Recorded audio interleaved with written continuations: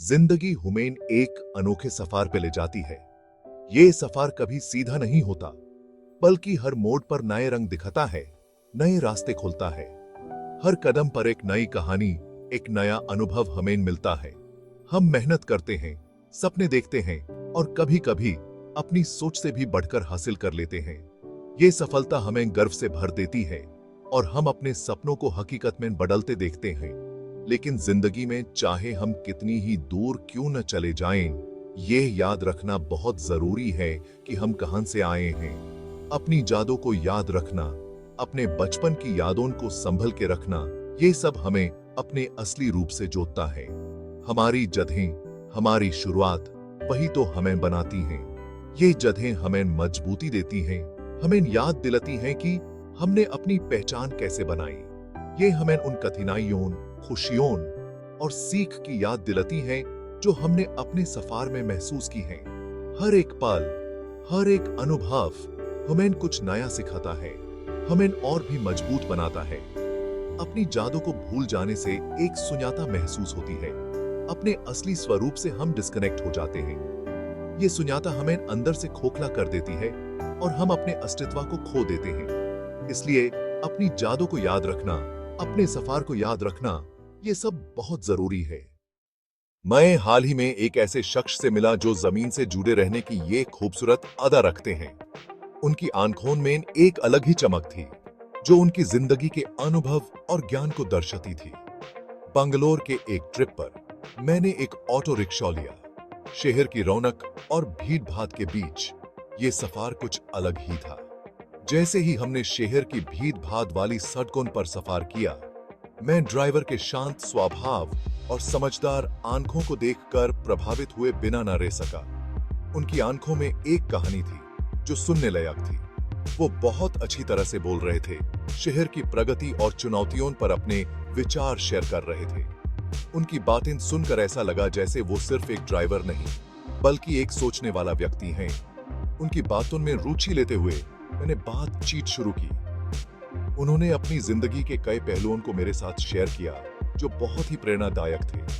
उन्होंने मुझे अपना नाम शंकर बताया और मुझे यह जानकर हैरानी हुई कि उन्होंने एक रेप्यूटेड यूनिवर्सिटी से इंजीनियरिंग की पढ़ाई की है। ये सुनकर मुझे और भी ज्यादा उनकी कहानी जानने की इच्छा हुई। यहां तक कि उन्होंने एक जानी मानी सॉफ्टवेयर कंपनी माइक्रोसॉफ्ट में कई सालों तक काम भी किया था। उन्होंने बताया कि कैसे उन्होंने कॉर्पोरेट दुनिया को छोड़कर अपने सपनों को जीने का फैसला किया। ये सुनकर मुझे लगा कि जिंदगी सच में अनोखी होती है और हर इंसान की अपनी एक कहानी होती है। आपने इतनी अच्छी जॉब छोड़कर ऑटो ड्राइवर क्यों बनने का फैसला किया?